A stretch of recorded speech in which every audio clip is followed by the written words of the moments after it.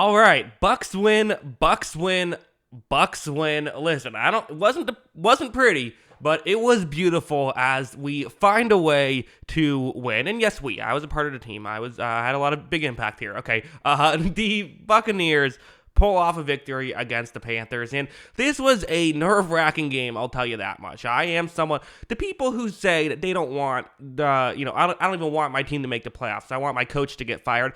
I want my team to make the playoffs. I root for my team to win. If all you care about is your team winning a Super Bowl, you're going to be disappointed basically every year. I really got into football in 2008. They didn't make the playoffs until 2020, which then obviously they won the Super Bowl, which was fun. But I like playoffs. Playoffs are fun. Maybe it'll get destroyed by Philadelphia or by Dallas, but you know what? Getting destroyed in the playoffs is better than missing the playoffs. So at least the season. I like watching the Buccaneers play football. I get to do that at least one more time. I'm excited about that. The game itself, listen, Mayfield wasn't healthy. He just wasn't. He was missing throws. And that's, if Mayfield is going to be injured next week, I don't know what odds they really have. Definitely I'm hoping for this to be, as late as possible. The Monday night game, that's what I'm hoping for. I don't think so. I think we're going to get a Saturday game. That's my guess. But, I'll be optimistic. Maybe if it's, I don't know, if it's the Cowboys, they'll probably put that might actually be the Monday night game. I don't know. So maybe there's some hope there that you just give us an extra couple days to try and get healthy. And this is part of where that loss to New Orleans did still come into play. Definitely guys, getting banged up, having to give it your all to win it. But you know what? Again, making the playoffs is better than missing the playoffs, and they found ways to do things. Even Mayfield, who clearly was not 100%, he still made the occasional play. He made the occasional throw, and that rush on 3rd and 5 I thought was just huge. Him being able to pick up the first down with his legs was so important to be able to go up 9 points, make it a 2-score game. Felt great about that situation. But yeah, so that was obviously a very important situation. And again, I don't think he was. There was a couple plays where, if he hits Mike Evans on a deep shot, this is a completely different game. Definitely have to talk about Carolina's impact in this football game. There were 2 teams that played. Carolina was one of them. And I jokingly tweeted out, do they just, hate the Saints so badly they're willing to tank this game? Because, some of the mistakes they were making, my goodness. Obviously there was the fumble at the goal line, which Antoine Winfield has now done that twice this season, knocked the ball out. Antoine Winfield, not a Pro Bowler, might have been the most valuable player in this game for Tampa Bay. He had that. He had a sack. He was, definitely did a lot of really impactful stuff for them. But yeah, that fumble, would have been 7-0 Panthers with DJ Chark extending the ball out at the goal line, which you can't do. You gotta protect the football, right? I always a believer in, unless it's a 4th down or something, don't extend the ball towards the goal line. And that one didn't even go out of bounds. That one just straight up, stayed in bounds. It was Jamel Dean who made the mistake on the play because it was kind of a broken play. But Dean was I believe he was the one who made the mistake. But hey, he recovers the football, so good hustle to get down there, I suppose, and great hustle by Winfield. But still, a mistake by Carolina. There's no getting around it. They also had a touchdown late in the game get called back due to an illegal formation, which just, you don't want to see that happening, which immediately after the Panthers fumbled the football and Tampa Bay recovered. Also, the missed field goal. That's 17 points right there just left on the table, which probably would have been enough to win this game. So, but that's what bad football teams do, right? Is they beat themselves.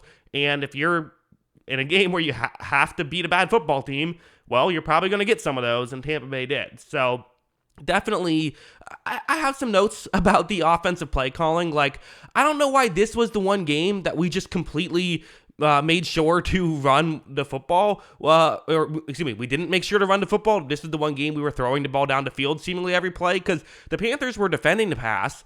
You have an injured quarterback. Why are you constantly pushing the ball down the field? The overall rush per pass statistics aren't crazy, but you factor in there was that drive at the end where they were only rushing the football. Plus 5 of the quote unquote runs are going to be with Baker Mayfield. So, which a couple of those were, I believe 3 of those were kneel downs. 2 of those runs were Mayfield as well. So it wasn't a crazy ratio, but I thought this was the kind of game where you want to have a 50-50 ratio.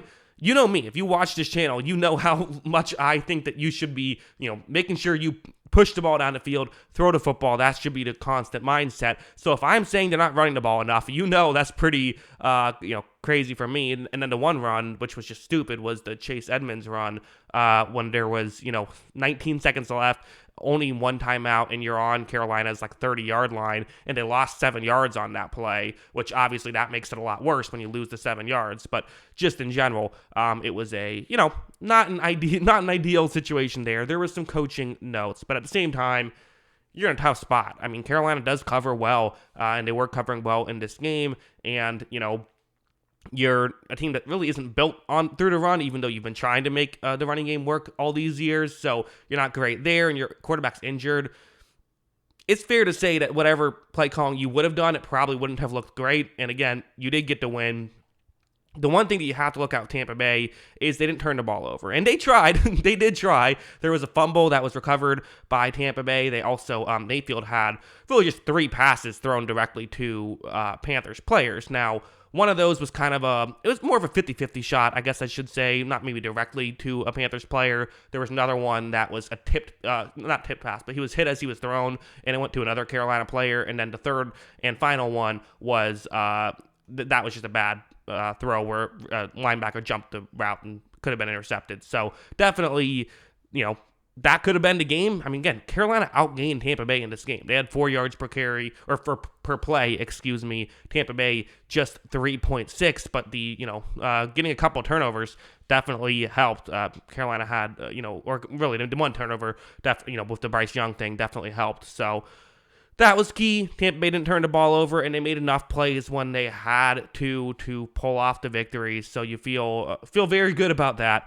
And again, you're in the playoffs, which is good. What can they do? Well, again, this has been a team that has not been dominant this season by any stretch of the imagination, but we were talking about them as getting hot at the right time, right? I mean, they beat the Falcons in what was a very competitive game, but Baker Mayfield played really great down the stretch. He played amazing in Lambeau and played well against the Jaguars, and the defense played amazing against the Jaguars as well. So you look at all that, the Saints played them tough, and you could argue that Mayfield is banged up. If Mayfield's healthy, and the way Philadelphia is playing right now, if that is who they end up playing, it's not so simple to say that that's a guaranteed loss, I don't think. So I still think there is hope, and maybe I'm just a delusional Bucs fan saying that, but I still think that there's a chance.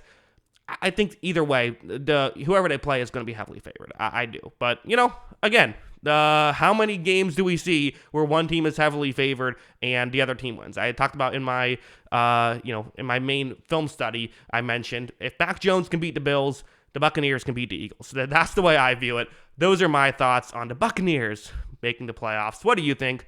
Let me know in the comments below. Always love hearing from you. And of course, as always, thanks for watching.